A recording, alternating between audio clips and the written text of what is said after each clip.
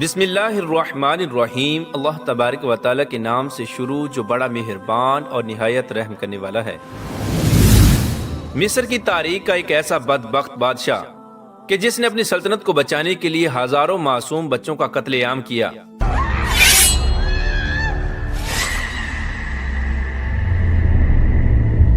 لیکن پھر بھی وہ اللہ تبارک و تعالیٰ کی خفیہ تدبیر سے بچ نہ سکا۔ آخر کار اللہ تبارک و تعالیٰ کا حکم فرعون پر غالب آ گیا اور خدائی کا دعویٰ کرنے والے فرعون کو اللہ تبارک و تعالیٰ نے صفحہ ہستی سے مٹا دیا اور اس کو رہتی دنیا کے لیے عبرت کا نشان بنا دیا۔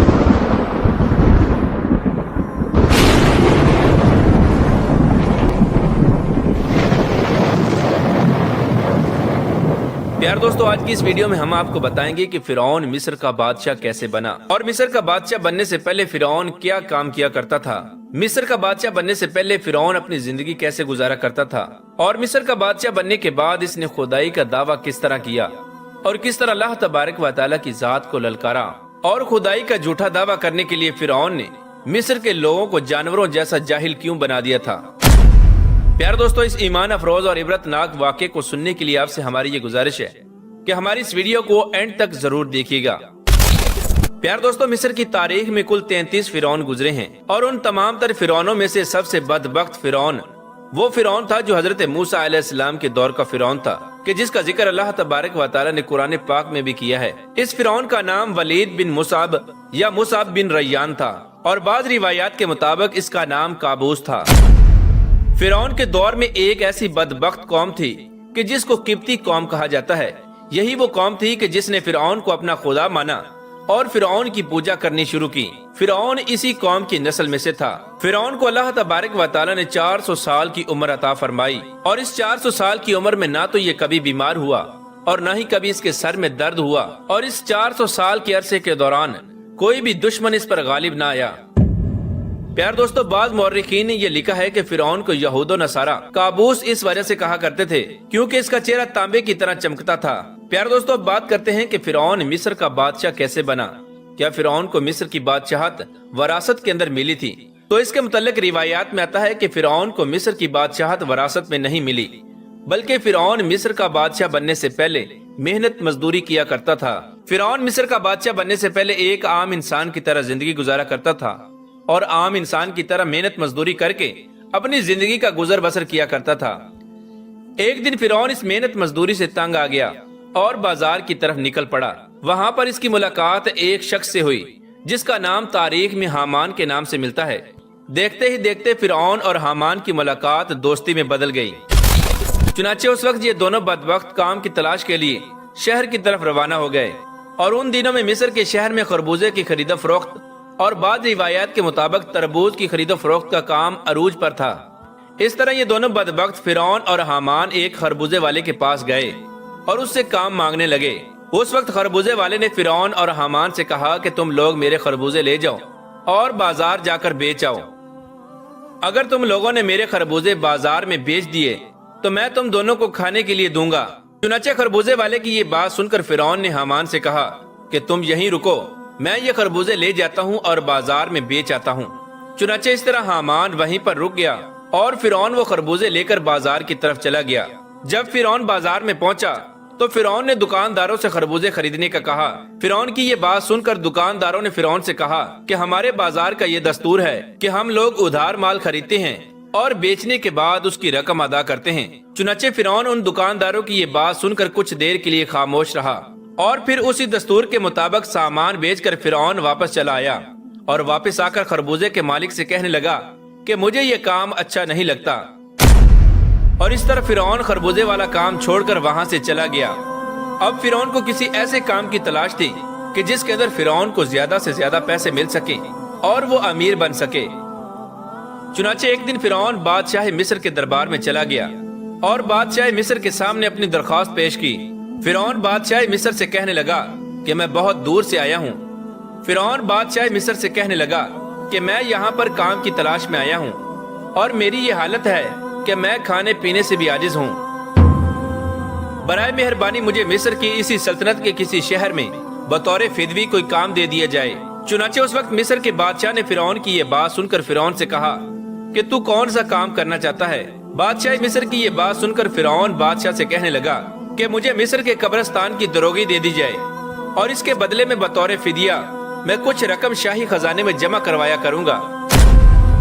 اور میں چاہتا ہوں کہ میری اجازت کے بغیر مصر کے قبرستان میں کوئی بھی اپنا مردہ دفن نہ کرے۔ فرعون کی یہ بات سن کر اس وقت کے بادشاہ مصر نے فرعون کو مصر کے قبرستان کی دروگی دے دی۔ اس طرح مصر کے قبرستان کی دروگی ملتے ہی فرعون بہت خوش ہوا اور خوشی خوشی قبرستان کے دروازے پر جا کر بیٹھ گیا اور خوشی خوشی انتظار کرنے لگا کہ اب کون آتا ہے جو اپنے مردے کو اس قبرستان میں دفن کرے گا۔ چنانچہ قدرت الہی سے ایسا ہوا کہ اسی سال مصر کے اندر ایک خوفناک وبا پھیل گئی،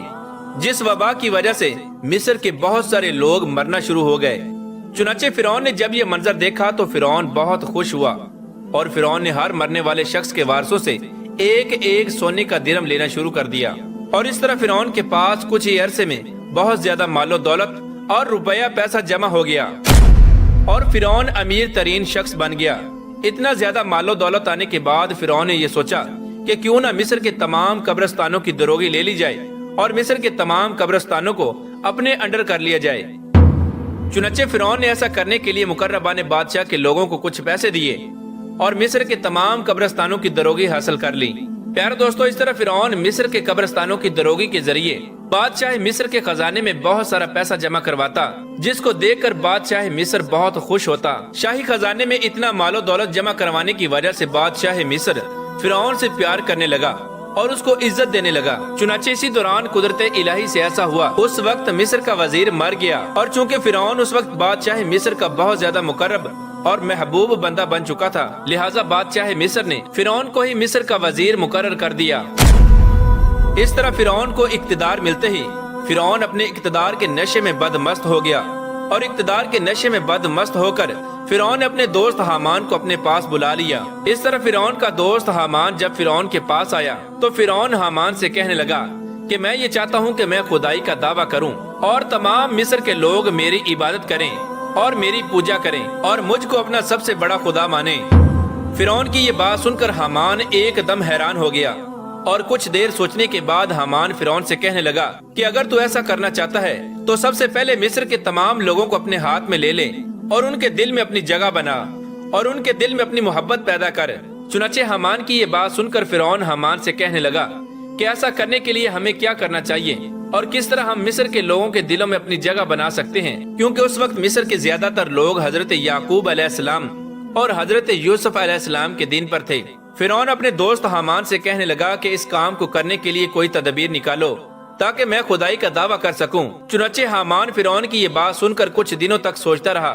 اور کچھ دن سوچنے کے بعد آخر کار یہ تدبیر نکالی کہ بادشاہ مصر کے دربار میں ایک درخواست دی جائے کہ میں یہ چاہتا ہوں کہ مصر کے تمام لوگوں کی تمام تر خواہشات ایک سال کے لیے بالکل مفت میں پوری کی جائیں، اور مصر کے تمام تر لوگوں کے تمام تر اخراجات کے پیسے میں اپنی جیب سے ادا کروں گا، اور مصر کے اندر یہ اعلان کر دیا جائے کہ جس شخص کو جو چیز بھی چاہیے وہ بالکل مفت میں حاصل کر سکتا ہے۔ چنانچہ فرعون کے پاس پہلے ہی بہت زیادہ مال و دولت جمع ہو چکا تھا۔ چنانچہ فرعون نے حامان کے کہنے پر بادشاہ مصر کے دربار میں یہ درخواست جمع کروا دی۔ چنانچہ اس وقت کے بادشاہ مصر نے فرعون کی یہ درخواست دیکھی اور اس کی درخواست کو قبول کر لیا، اور ایک سال تک مصر کے تمام تر لوگوں کو ان کی ضروریات زندگی کی تمام تر اشیاء بالکل مفت میں دی گئیں، اور ایک سال میں ہونے والے تمام تر اخراجات کی رقم فرعون نے حامان کے ہاتھوں بادشاہ مصر کے خزانے میں جمع کروا دی۔ چنانچہ فرعون کے اس عمل کو دیکھ کر مصر کے لوگ بہت خوش ہوئے اور فرعون کو ایک اچھا انسان سمجھنے لگے۔ اس کے بعد فرعون نے خدائی کا دعویٰ کرنے کے لیے اور مصر کے لوگوں کے دلوں میں اپنی جگہ بنانے کے لیے ایک اور چال چلی، اور مزید 2 سال تک مصر کے تمام تر لوگوں کی تمام تر ضروریات کو بالکل فری میں پورا کیا گیا۔ چنانچہ فرعون کے اس عمل کو دیکھتے ہوئے مصر کی تمام تر رعایا فرعون سے بہت خوش ہوئی، اور مصر کے تمام تر غریبوں نے فرعون کی ترقی اور کامیابی کے لیے بہت ساری دعائیں کی۔ پیارے دوستو، یہ وہ وقت تھا کہ جب فرعون کا نصیب بدلنے والا تھا۔ چنانچہ قدرت الہی سے ایسا ہوا کہ ادھر مصر کی تمام تر رعایا فرعون کے اس عمل سے بہت زیادہ خوش تھی، اور ادھر قدرت الہی سے مصر کا بادشاہ مر گیا۔ چنانچہ اس وقت اس مرنے والے بادشاہ کا کوئی بھی والی وارث نہ تھا جو اس کے تخت پر بیٹھتا اور اس کی بادشاہت کو سنبھالتا۔ اس طرح بادشاہ مصر کو دفن کرنے کے بعد 3 دن تک مصر کے تمام تر لوگ عیادت کے لیے بادشاہ مصر کے دربار میں آتے رہے، اور چوتھے روز مصر کے تمام تر لوگ بادشاہ مصر کے دربار میں جمع ہوئے، جن کے اندر بڑے بڑے قاضی اور مفتی، امراء غربا، چھوٹے بڑے ہر طرح کے لوگ شامل تھے۔ اس طرح جب یہ تمام لوگ بادشاہ کے دربار میں جمع ہوئے تو ایک دوسرے سے کہنے لگے کہ اب بادشاہ مصر کے تخت پر کس کو بٹھایا جائے، کیونکہ بادشاہ کے بغیر ملک بے سر و پا ہو چکا ہے۔ چونکہ اس وقت تمام مصر کے لوگوں نے فرعون کی طرف سے یہ اچھائی دیکھی تھی کہ فرعون نے مصر کے تمام تر لوگوں کی تمام تر ضروریات کو 3 سال تک بالکل مفت میں پورا کیا تھا، لہٰذا مصر کے تمام تر لوگ فرعون کو ایک بہت ہی اچھا اور نیک دل انسان سمجھتے تھے۔ پیارے دوستو، مصر کے تمام تر لوگ فرعون کی یہ خیر خواہی دیکھ کر فرعون سے بہت خوش تھے۔ چنانچہ تمام لوگوں کی مشاورت کے بعد بالآخر فرعون کو مصر کا بادشاہ بنا دیا گیا، اور فرعون بادشاہ مصر کے تخت پر بیٹھ گیا، اور اس طرح فرعون پر قسمت مہربان ہوئی اور یہ ایک مزدور سے مصر کا بادشاہ بن گیا۔ اس طرح فرعون جب مصر کے وزیر سے مصر کا بادشاہ بنا تو فرعون نے اپنے دوست حامان کو مصر کا وزیر مقرر کر دیا۔ اس طرح فرعون مصر کا بادشاہ بنتے ہی فرعون اپنے دوست حامان سے کہنے لگا کہ اب پورے مصر کے اندر ہماری بادشاہی ہے، ہم جو چاہیں وہ کر سکتے ہیں۔ اس وقت فرعون اپنے دوست حامان سے کہنے لگا کہ اب کوئی ایسی تدبیر نکالو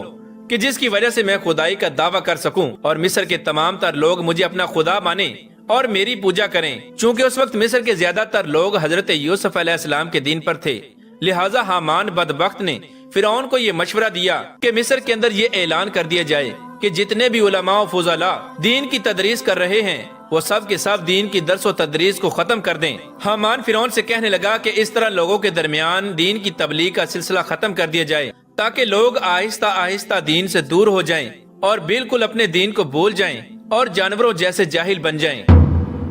اور آئندہ آنے والی نسل جو پیدا ہوگی وہ دین سے بے خبر اور جاہل پیدا ہوگی۔ حامان فرعون سے کہنے لگا کہ جب لوگ اس طرح جاہل بن جائیں گے تو اس وقت تم خدائی کا دعویٰ کر دینا، اس وقت تمام لوگ تم کو اپنا خدا ماننے لگیں گے اور تمہاری پوجا شروع کر دیں گے۔ چنانچہ فرعون نے حامان کی یہ بات سن کر ایسا ہی کیا، اور مصر کے اندر تمام دینی درسگاہوں کو بند کر دیا گیا، اور آہستہ آہستہ لوگ دین سے دور ہونے لگے، اور آئندہ پیدا ہونے والی نسلیں دین سے بے خبر اور جاہل پیدا ہونے لگیں۔ اس وقت مصر کے تمام تر لوگ دین کی دوری کی وجہ سے اور تعلیم کی دوری کی وجہ سے جانوروں جیسے جاہل بن چکے تھے۔ فرعون نے جب یہ منظر دیکھا تو فرعون بہت خوش ہوا۔ اس وقت فرعون نے تمام لوگوں کو بت پرست بنانے کے لیے اور خود کو خدا کہلوانے کے لیے یہ چال چلی کہ تمام لوگ اپنے اپنے گھروں میں بت بنا کر اس کی پوجا کیا کریں اور ان کے سامنے سجدہ کیا کریں۔ چنانچہ فرعون کے حکم کے مطابق تمام مصر کے اندر ہر گھر میں بت بنائے گئے اور ہر گھر میں بت پرستی شروع ہو گئی۔ جب فرعون نے یہ دیکھا کہ مصر کے تمام تر لوگ اللہ تبارک و تعالیٰ کی ذات کو بھول چکے ہیں اور دین سے دور ہو چکے ہیں اور بت پرستی کے اندر مبتلا ہو چکے ہیں، اس وقت فرعون نے مصر کے تمام تر لوگوں کو ایک مقام پر اکٹھا کیا اور ان کے سامنے خدائی کا دعویٰ کر دیا اور ان تمام تر لوگوں کو اپنے سامنے سجدہ کرنے کا حکم دیا۔ اس وقت ایک قبطی قوم جو کہ مصر کے اندر تعداد میں بہت زیادہ لوگ تھے، انہوں نے فرعون کو اپنا خدا تسلیم کر لیا اور اللہ تبارک و تعالیٰ کی ذات کو چھوڑ کر فرعون کی پوجا کرنے لگے۔ پیارے دوستو، اس طرح فرعون ایک مزدور سے مصر کا وزیر بنا، اور مصر کا وزیر بننے کے بعد مصر کا بادشاہ بنا، اور مصر کا بادشاہ بننے کے بعد اس نے لوگوں کو جانوروں جیسا جاہل بنایا اور ان کے سامنے اپنی خدائی کا دعویٰ کیا اور مصر کا جھوٹا خدا بنا۔ اللہ تبارک و تعالیٰ سے دعا ہے کہ اللہ تبارک و تعالیٰ ہمیں سیدھے راستے پر چلنے کی توفیق عطا فرمائے اور ہمیشہ اپنی وحدانیت پر ایمان رکھنے کی توفیق عطا فرمائے۔